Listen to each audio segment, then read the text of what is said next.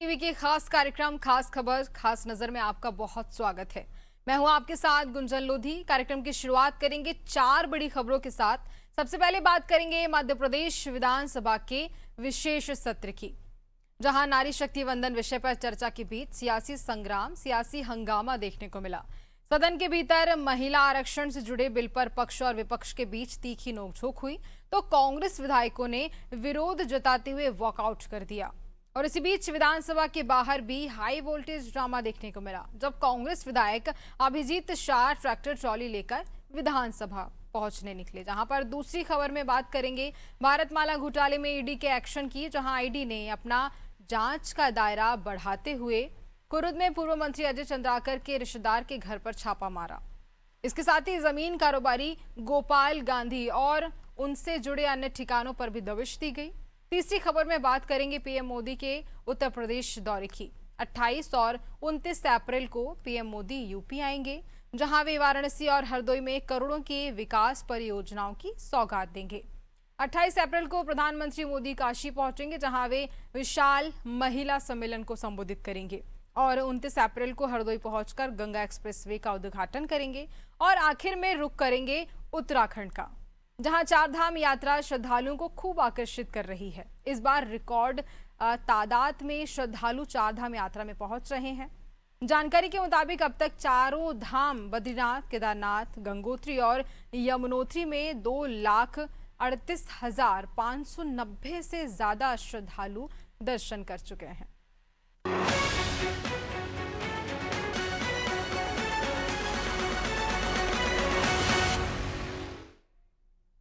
मध्य प्रदेश विधानसभा के विशेष सत्र में नारी शक्ति वंदन विषय पर चर्चा के बीच सियासी हंगामा देखने को मिला। सदन के भीतर महिला आरक्षण बिल पर पक्ष और विपक्ष के बीच तीखी नोकझोंक हुई तो कांग्रेस विधायकों ने विरोध जताते हुए वॉकआउट कर दिया। इसी बीच विधानसभा के बाहर भी हाई वोल्टेज ड्रामा देखने को मिला, जब कांग्रेस विधायक अभिजीत शाह ट्रैक्टर ट्रॉली लेकर विधानसभा पहुंचने निकले। हालांकि मंत्रालय के सामने पुलिस ने बैरिकेडिंग कर उन्हें रोक दिया। वहीं कांग्रेस विधायक नितेंद्र सिंह राठौर ने वॉकआउट को लेकर कहा, बीजेपी महिलाओं की बात तो करती है, लेकिन जब आरक्षण लागू करने की बात आती है तो उसे परिसीमन के बाद लागू करने की बात कहती है।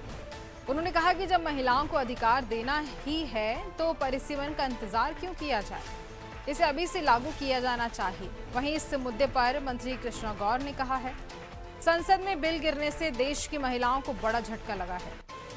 महिलाओं को उम्मीद थी कि उनकी राजनीतिक आकांक्षाओं को नई ताकत मिलेगी, लेकिन कांग्रेस और विपक्ष ने उनकी उम्मीदों को तोड़ दिया है।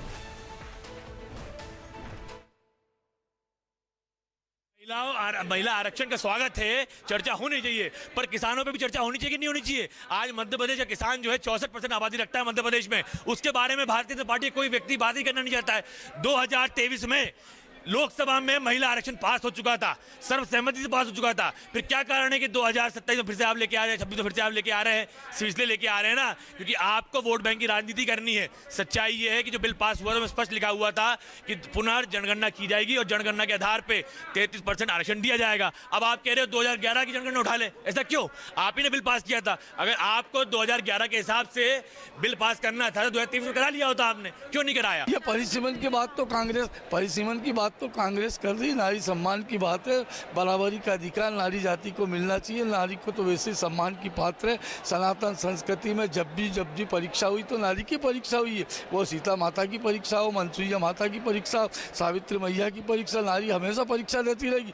इस दुनिया में सबसे श्रेष्ठ स्थान अगर है तो वो नारी का है। इस हिमालय से अधिक ऊंचा, समुद्र से अधिक गहरा, गंगा से अधिक पवित्र और धरती से अधिक सहनशील दुनिया में किसी का स्थान है तो माँ का स्थान है। और माँ वो पूजनीय है, वो बहन बन के, वो भाभी बन के, वो बहन बन के राखी बांधती है और रक्षा करती है हमारी। और जब जब नारी के सम्मान को किसी ने ठेस पहुँचाई उसको मुँह की खानी पड़ेगी। इस देश की नारी जाति ने, माँ ने संकल्प ले लिया, कांग्रेस को सबक सिखाएगी।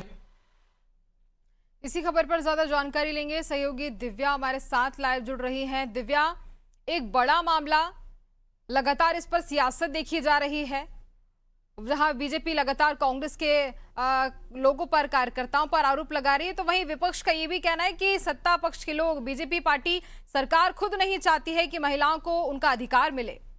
दिव्या जी बिल्कुल गुंजन, जिस तरह से हम लगातार बात कर रहे हैं कि जिस तरह से महिला आरक्षण बिल गिरा है, इससे महिलाओं की राजनीतिक आकांक्षाएं खत्म हुई है और जो उन्हें अधिकार मिल सकता था 2029 के इलेक्शन में, अब वो नहीं मिलेगा और उन्हें उसके लिए इंतजार करना पड़ेगा।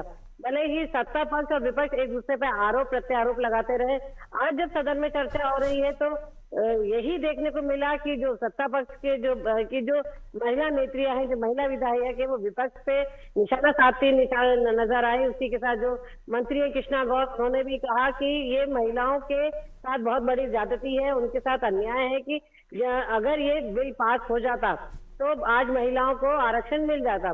वही कांग्रेस की अगर बात करें तो यहाँ सदन में भी वो चर्चा करती हुई दिखी कि परिसीमन का जो सवाल डाला गया है, जो परिसीमन की बात डाली गई है, आखिर वो क्यों? अगर रिजर्वेशन देना है, आरक्षण देना है तो अभी की वर्तमान स्थिति में दिया जाए। कहीं ना कहीं अगर देखा जाए गुंजन, तो कांग्रेस इस महिला आरक्षण के साथ तो न है, लेकिन उसके साथ जो परिसीमन जोड़ा गया, अब उसे डर है कि एसआईआर के बाद, क्योंकि एसआईआर में कई सारे वोट मतदाताओं के नाम पे थे, उसको लेके पहले ही कांग्रेस बहुत पसोपेश में थी, विपक्ष बहुत परेशान था।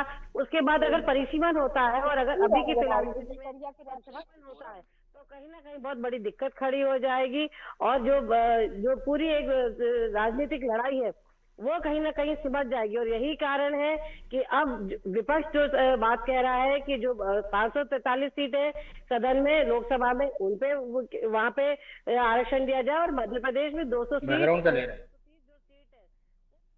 दिया जाए। तो इसी को लेके अब ये पूरा मामला जो है आर पार हुआ पड़ा है। लेकिन ये बात तय है कि आने वाले समय में जल्द ही इसमें कोई निर्णय होते हुए नहीं दिखता और इसमें कहीं ना कहीं नुकसान जो है वो सिर्फ महिलाओं का है। बिल्कुल, और देखिए सियासत तो इस पर देखी जा रही है और लगातार आरोप प्रत्यारोप का जो दौर है वो भी लगातार जारी रहेगा। प्रदर्शन किए जा रहे हैं बड़े स्तर पर, एक तरफ जहां बीजेपी की महिलाएं कार्यकर्ता प्रदर्शन करें तो वहीं कांग्रेस की ओर से भी बड़े स्तर पर प्रदर्शन हो रहा है। खैर दिव्या, तमाम जानकारी के लिए बहुत धन्यवाद आपका।